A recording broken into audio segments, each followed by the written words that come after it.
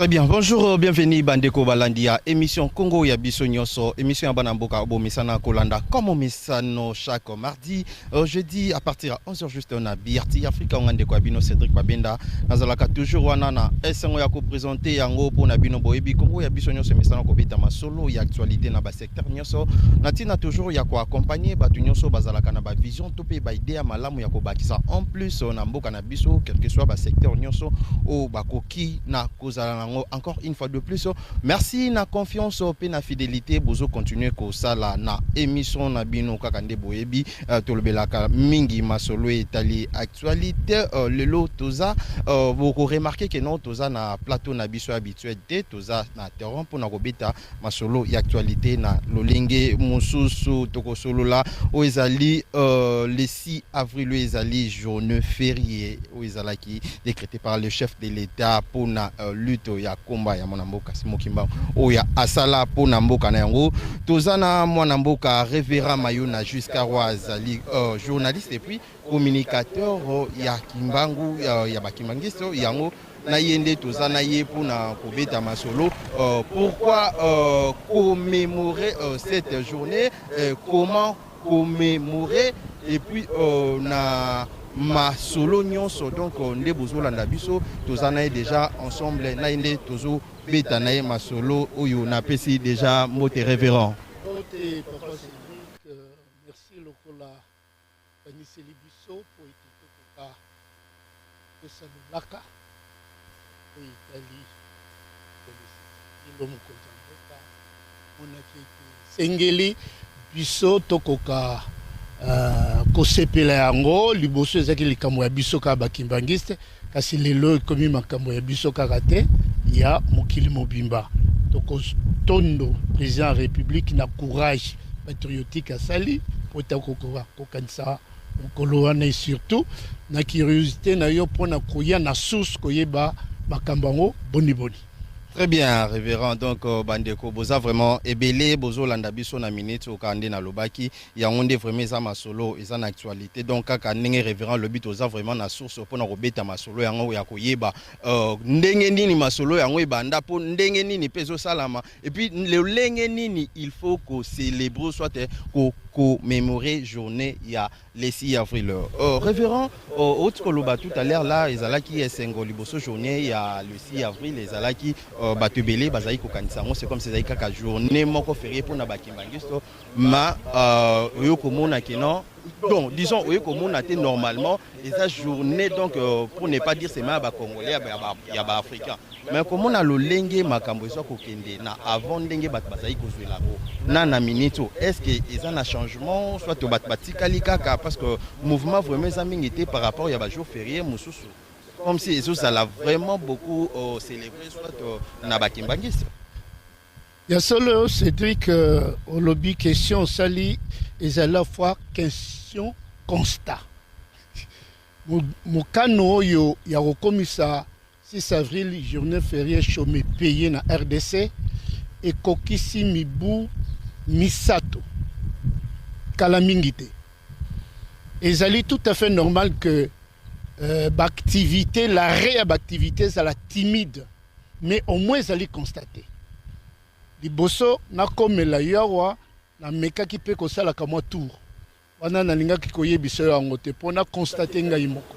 Na monique, oui, ils allaient observer dans ba grande entreprise, mais ba mususu na noté. Pour ils allaient lokomoko, ils a kokota malembe. Pe mukolango ekoyi le dimanche.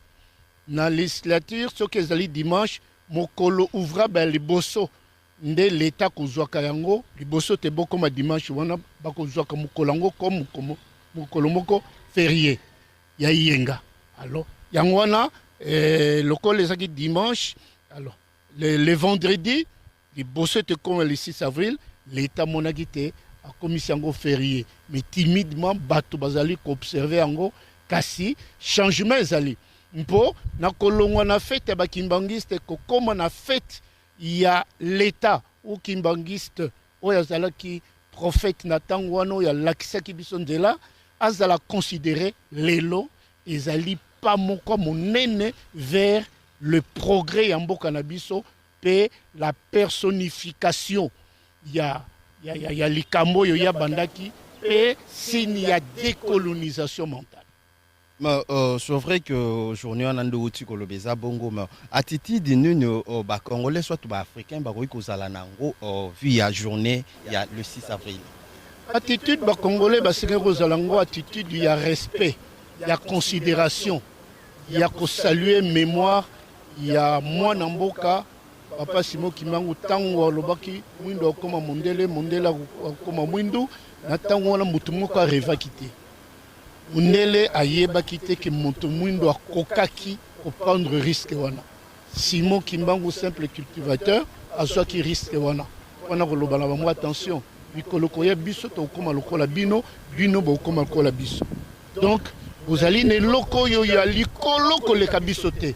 Mais tozala ki kaka tozala qui est influencé par la marche des événements katina moki yangwana monique et loko ba congolais ba sengeli observer ezalinde pour sa respect la mémoire à papa Simon Kimbangu au azwa qui risque ya ko éveiller la conscience ya bandeko na ye au moment où ndele azwa qui tous les mécanismes possibles au kanga moto mwindu a commissaire vraiment bololé zoba ayeba kokanisa pour avenir na yemoko. Révérend ce qui oko expliquer vraiment c'est vrai que tout ça na télé batbasolanda biso par rapport ya combat est-ce que ba congolais baza vraiment parce que histoire itira l'histoire mais c'est vrai que non tozo remarquer soit que constater histoire nette ya biso ya papa Kimbangu eza vraiment ezobetama vraiment et soit betama vraiment na ndenge esengilité par rapport à cette journée ceux qui batu mususu bakoloba pourquoi est-ce que journée n'est cause à la férié et par rapport ya bali tout soit combat ya papa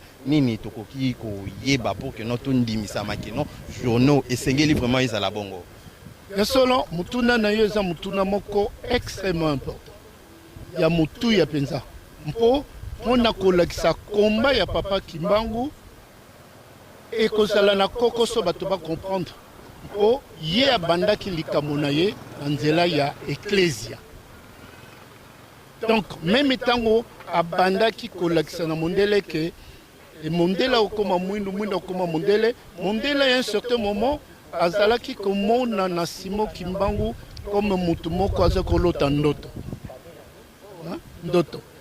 mais oyo tosengeli koyeba na nini ya combat. Papa Simon Kimbangu amenaki combat wana na 3 fronts. Front ya liboso ezalaki front religieux. Na likamu ya Nzambe. Libération na ye to lutte na ye ezalaki pona émancipation mentale. OK, pona koyeba ke likamu na Nzambe ekoki pe ko salisa biso to koma bato. Kasi likambo na nzambo yaki na nzela ya christianisme ememaki biso po tozala baombo ya bato mosusu kwaka liboso leti na ye ya mibale ezalaki mpo na décolonisation kolongola biso na minyololo ya bacolonisateur oyo bazwaki bavaleur na biso nyonso comme bavaleur secondaire na existence ya moto et pourtant ezalaki bavaleur principale.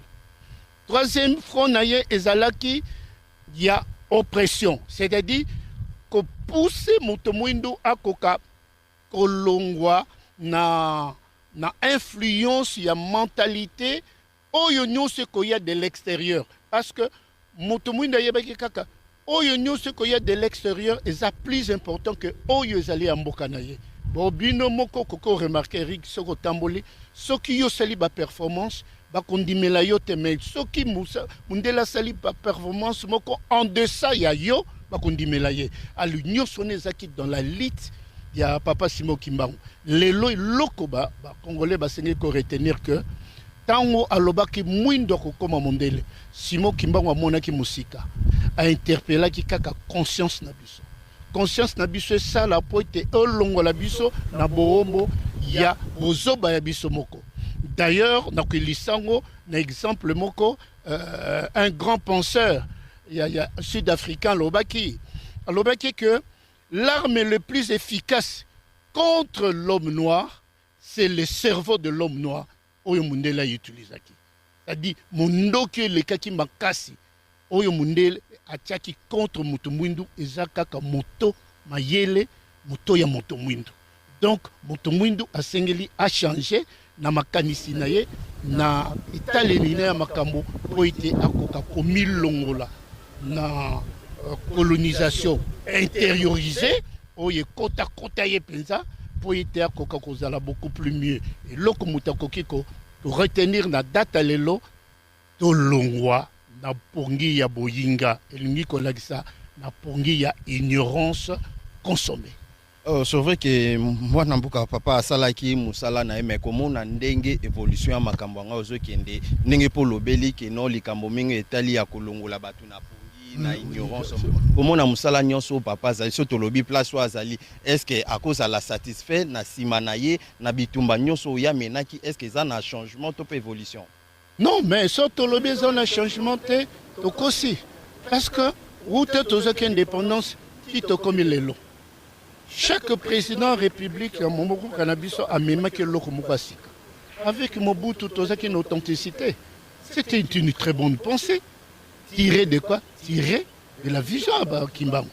Tout ça qui a musée, alors il faut se prendre en charge. L'autopuissance. Pensez, tiré dans ma Yamakansa Simo Kimbangu. Au Tikate Moussousa Salena. Ce qui te y est, n'a raillé à un certain moment. Alors il faut moto oyo akowelelaka mboka na ye asengeli azala conscient na histoire na ye ezali soutire na makanisi ya Simon Kimbangu so tokenda Kasavubu ona kolongola mokili na biso na kati ya boyinga asalaki nini asaki décret moko mpona koloba te ecclésia oyo ezali ecclésia ya mwana mboka il faut biso tondimango comme tel ezaki les différentes étapes à bakambu elekaki po na ko confirmer oyo président Fati, Félix Antoine Tshisekedi Tshilombo, a ko soukisa en réclamant ou en donnant dans 6 avril caractèrement, foncièrement politique et patriotique. C'est vrai que nous, autant qu'il y a combo, il y a président Nyoso, Balekio, Batiraki, Makambebele, na Lito, il y a papa, Banda, Akenda.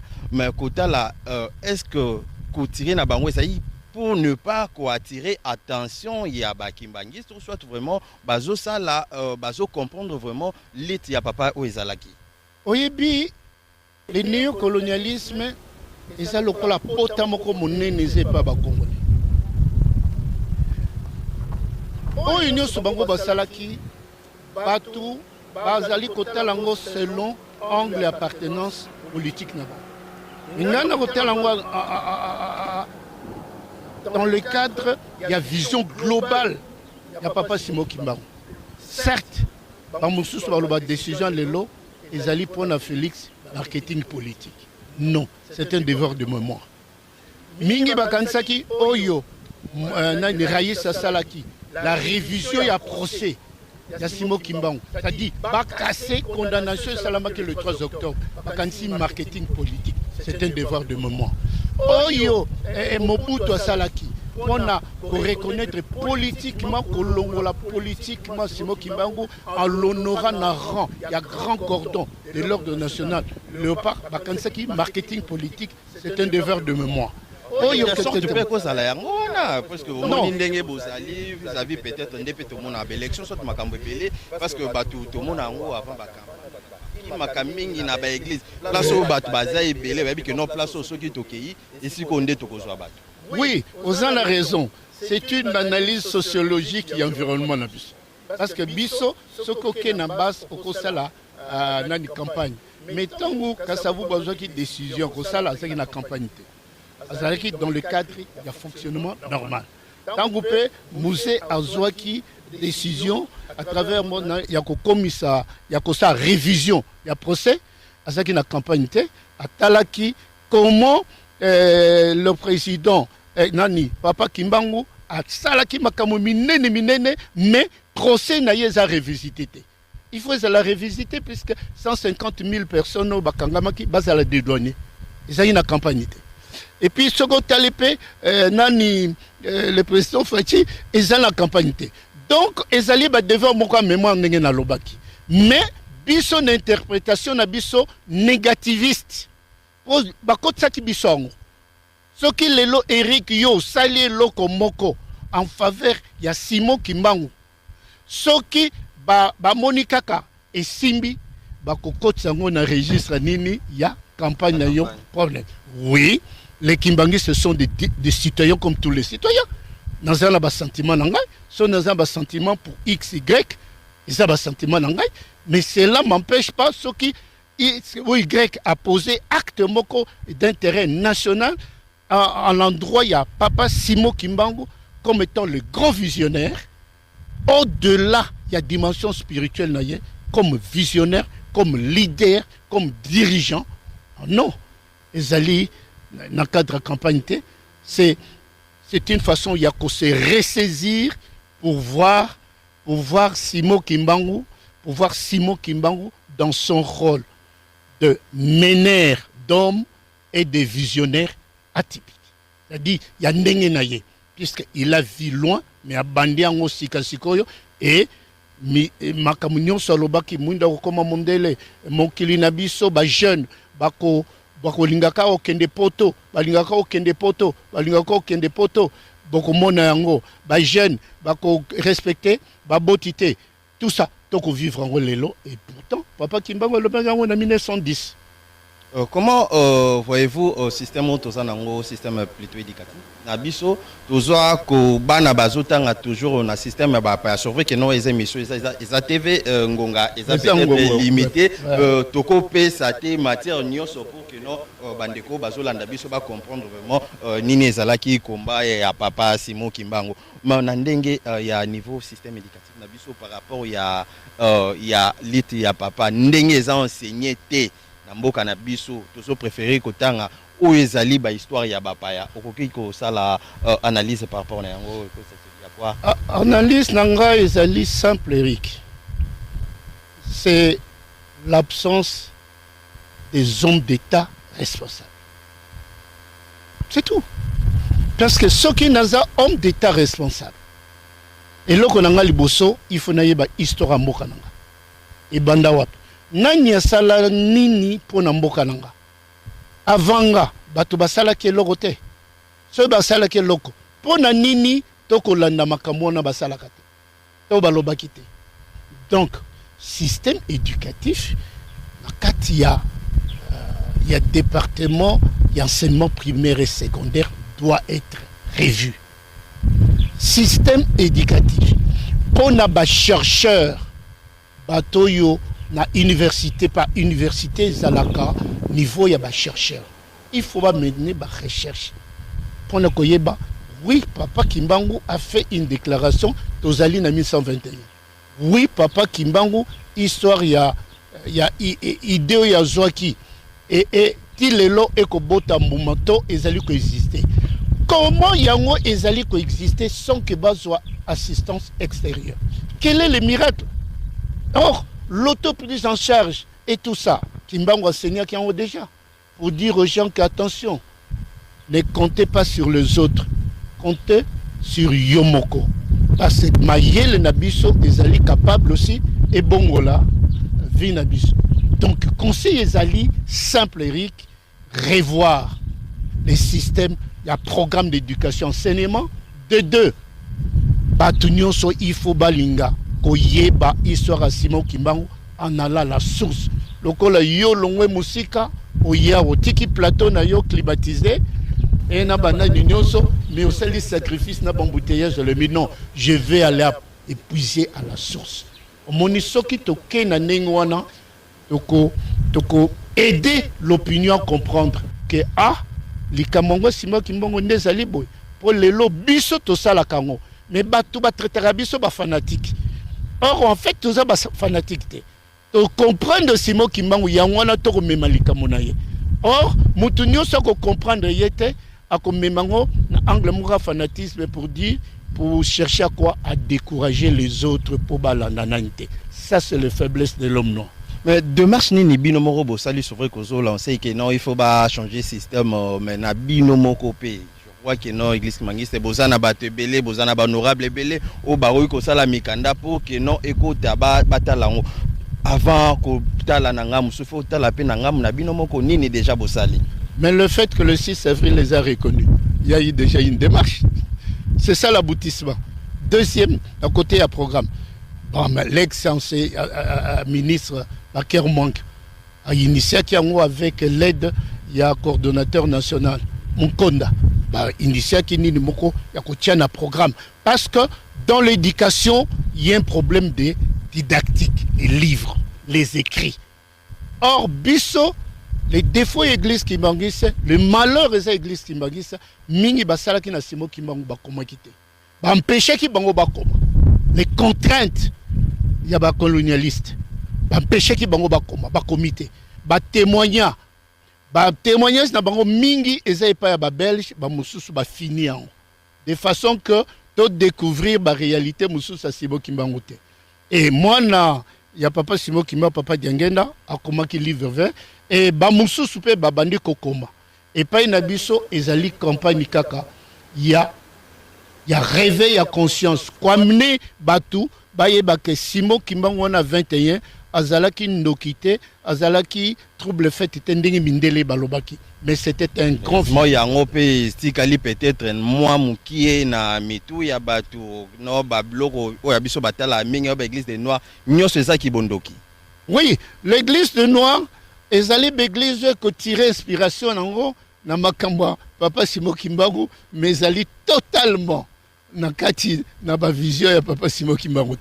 Té, Tolingite, to crier l'appartenance, et Yana Nouan n'est pas une abisso. Mais est-il que la vision et les rêves à Simo Kimbangu, ezali particularité l'église kimbangiste oyo mukambinango azali kopesa matei toujours dans ce sens que bato mwindu ba se ressaisir, bato mwindu ba comprendre que oyo nyoso ba minele balobaki autour ya papa Simo Kimbangu ezalaki faux.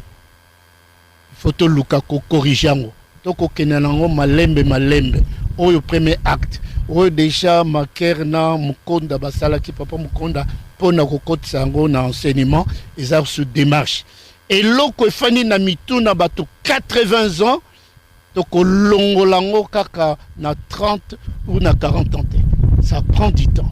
L'homme noir comprend plus ce qu'on lui répète et si nous répétons pas assez ils vont rien comprendre. À côté on appelle ba côté mususu ba verrouiller ba média verrouiller les médias de telle sorte que nani na biso et koka ko permettre biso to koka ko imposer l'image de Simo Kimbangu. Voilà en quelque sorte comment il faut faire. Biso to ko sala campagne na biso na ndenge ya la malembe ya malamu mais to ko linga mingi to sala makelele ya wenzete comme les autres qui aiment parler pour se faire remarquer, mais nous voulons parler pour se faire écouter. Est-ce que na binomoko est-ce que kozala na ba brochure soit au ba livre ou que non ba congolais ba ko se servir pour na koluka quand même ko yeba histoire? Oui, ba livre ezali et comment mi livre le plus célèbre ezali livre vert et papa Diangena Komaki kaka yangote, il y a d'autres livres le secrétaire général Akala paix à son nom, papa Lutende de la Komaki sur papa Diangenda. Il y a d'autres livres aussi. Essaye de travail à fin d'études et comment on a étudié en faculté où on décrit Simo Kimbangu, sa vision politique, sa vision spirituelle et tout ça. Oui, je suis en train d'écrire Simo Kimbangu comme une toute autre réalité dans le monde. Okay. Est-ce que le livre est disponible pour les linguistes ou comment trouver? Parce que les lois sont vraiment les solos ou de solo bela pour que nous banamboka congolais et puis nous connaissons balanda biso peut-être dans les bandes dans la chaîne YouTube nabiso pour que nous comprendre comment causons. Est-ce que ezaka kapona bino to ezapona ba congolais? Non, ezapona ba congolais nyonso mais ba maison d'édition né et ça la charge aussi à comment il faut distribuer ça parce que ça aucune imprimerie aucune publication au-delà de l'enseignement vous diffusez c'est aussi un problème marketing problème d'argent.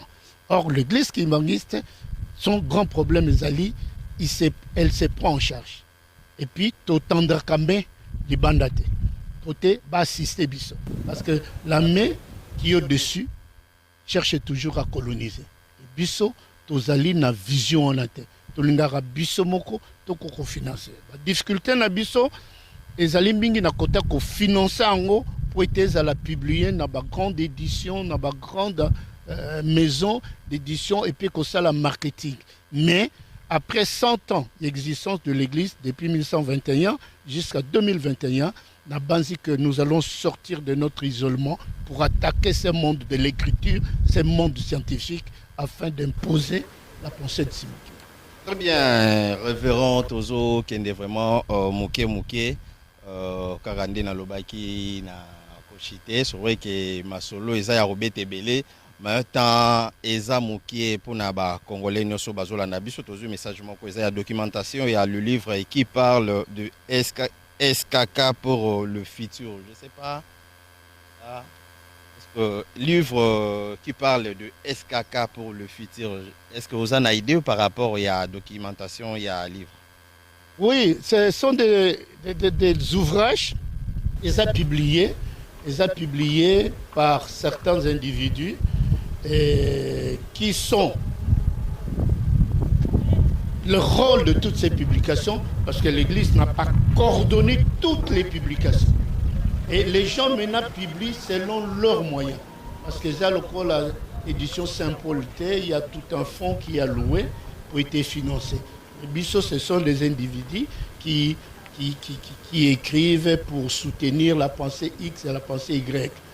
Donc, il y a des documentations liées à bateau qui sont le témoin des premières heures de Papa Simon Kimba, qui est le chef spirituel, qui est au pouvoir. Il y a d'autres. Comme moi, je suis resté un quart de siècle à côté de Papa Diangela. Je peux parler de Papa Diangela sans trop de problèmes. Parce que je suis le témoin de première nécessité. Bamoussous na Papa Simon Kimba et Papa Simon Kimbango, comme dans l'Obaki, Bango Mingi wana bakomagité. C'est un peu là la difficulté. Non, ouvrage Nyon Soana, si vous venez à l'église, on peut savoir là où il faut vous orienter pour que nous sommes ouvrage. Oui, après lutte, il y a Papa Simon Kimbangouni, il y a l'église maniste, au Azo Conté, ça là pour dire peut-être est-ce que mission na ekomaki na suka so ekomaki te ba démarche non so azai ko ça la évolution nango lelo bino boza ko gérer en comment. Évolution, il y a makam Papa Simon Kimbangu asalaki biso toko gérant en toute responsabilité. OK, na phase historique, il y a colonisation, il y a servicement, donc quand il y a une phase politique, il y a libération. Libération, tu as imposé le kimbanguisme comme une morale politique. En deux places, il y a des politiciens qui ne font pas cas. Et ne pas comprendre le kimbanguisme comme une morale politique, c'est difficile le Congo de progresser. Parce que le christianisme a donné la chance au colonialisme de progresser. L'islamisme est coupé sa chance naba musulman va progresser. Mais l'Afrique est orpheline. L'Afrique. Parce qu'il faut une identité spirituelle pour assigner développement nabin. Parce que rien ne peut se développer si dans le soubassement il n'y a pas Dieu. Dieu a servi chaque peuple en son temps. Namuto yalingi aponak. Donc progrès est ali. Mais l'attention, il y a Batou Bazali qui gère Mboka Nabiso, ndé attention na bango, ils allaient focaliser. Parce que ces gens-là parlent en homme libre, mais ils agissent en esclaves. Ils sont dépendants d'un système. D'où, biso, mission na biso, ils allaient, to bimisaba, homme politique, wana, na système à dépendance, à réflexion, na système à dépendance spirituelle et na système à dépendance philosophique. D'ailleurs, Papa Simon Kimbangu qui a succédé au trône, prône quoi? C'est un système, une nouvelle vision du développement. Mais il ne faut pas compter à l'assistance extérieure. Non, mettez en valeur la terre qui vous entoure. Et même les gouvernements, les États-Unis, l'Europe donnent les fonds. Mais biso voilà, et nous le faisons. Ça dit, nous donnons la leçon sans crier. Nous nous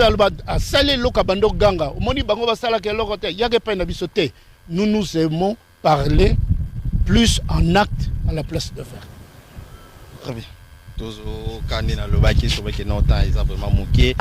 Révérend Bandeko Bazolanda Biso Nini Bakoki ko retenir na mokuse par rapport à moi temps tout passé à Wana.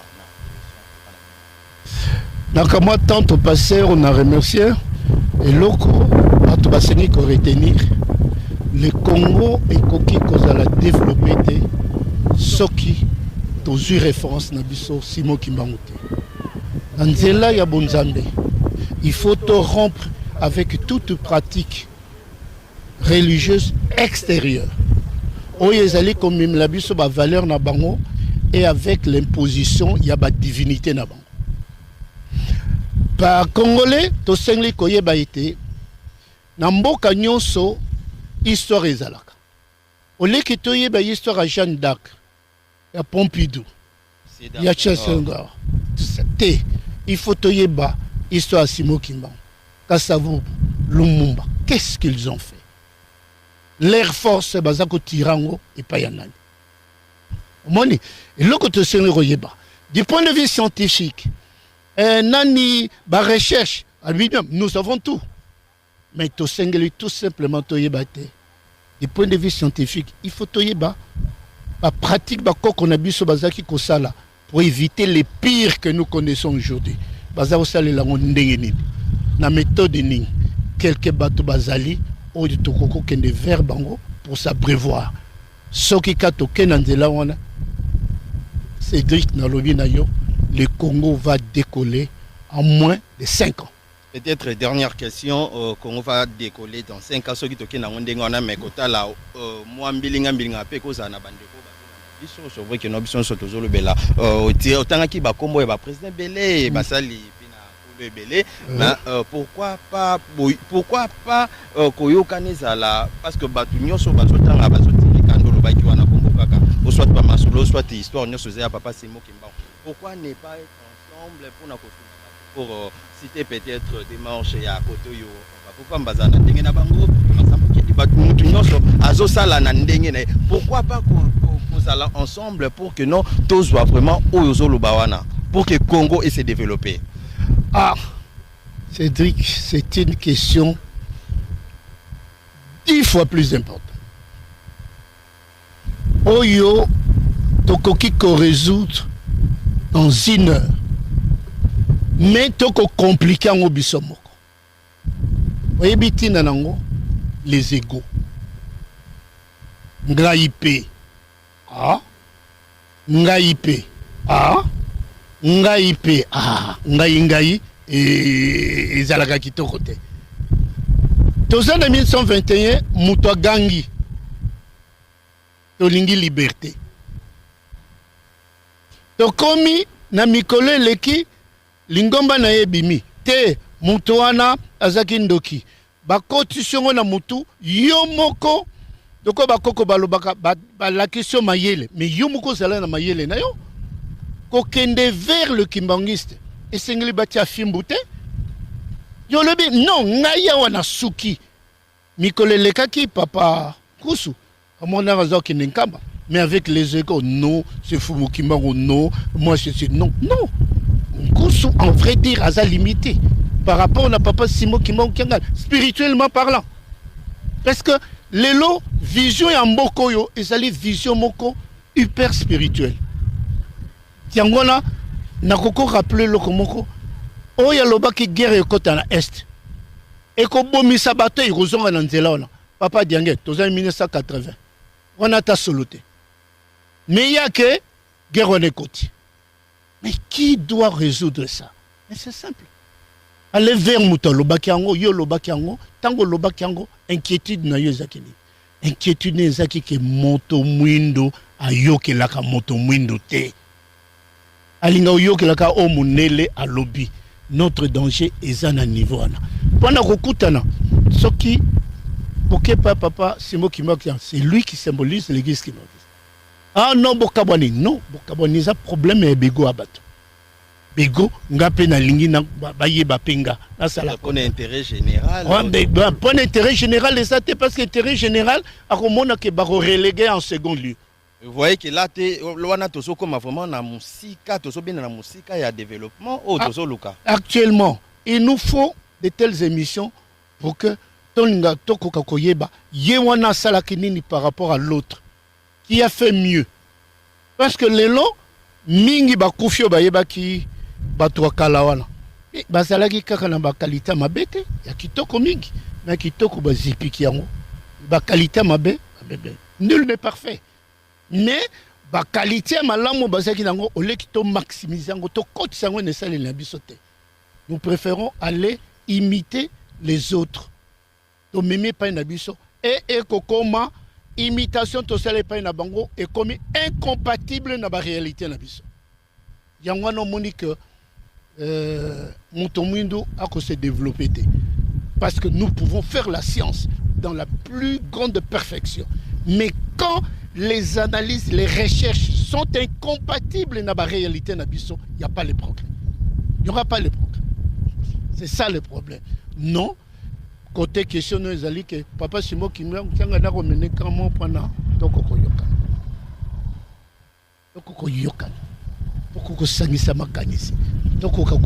Qu'est-ce qui empêche, c'est vrai que nous détecter déjà place ni les problèmes mais qu'est-ce qui empêche il y a mais mango bongo soit il y a aussi les problèmes non parce que ça la capacité c'est ceux qui n'ont besoin de découvrir des places problèmes mais mais non que non boyebi que non au problème les aboy au comprendre souci à batunyo so oh ya ki bongai qui bo détecter mais c'est comme déjà simple pour oui mais c'est simple c'est vrai que déjà tu connais la soupe je crois oui non mais Ndengolobi c'est Papa Simo qui me tend la main. Quand vous venez pas, c'est un problème n'a été. Kousa Kena Nkamba, bah traditionnel, bah nani avec Molobeli Nabango, bah Salikaba, autant de fois. Mais Papa Simo qui manque qui a gagné le ballon, Keba, Papa Kimbanga Lobakiba. Ni après ce que Babimi, qu'on a discours Moussousou, Babimi et pas Bakamila, discours Moussousou. C'est là où se trouve l'hypocrisie. Ce qui est sincère, Papa Dienguen dans Lobaki, en l'air en conférence nationale souveraine à Lobaki. Si on ne reconnaît pas Simon Kimbangu de façon sincère, à souligner de façon sincère, ce pays ne décollera pas. Toko Minasuka, révérend Mayuna, tant ils ont moqué, peut-être dernièrement, pour une émission, je sais que non, Toko Lukatan, Moussou, vraiment pour une bête, vraiment, ma solo, pour que les Congolais comprennent. Nous, ils ont qu'il était topé combat, il y a Papa Simon Kimba. Moi, je pense que c'est un réveil tardif à reconnaître le 6 avril. C'est une façon de voir que la Bissombela, que Simon Kimbangu, Azali, un libérateur oublié.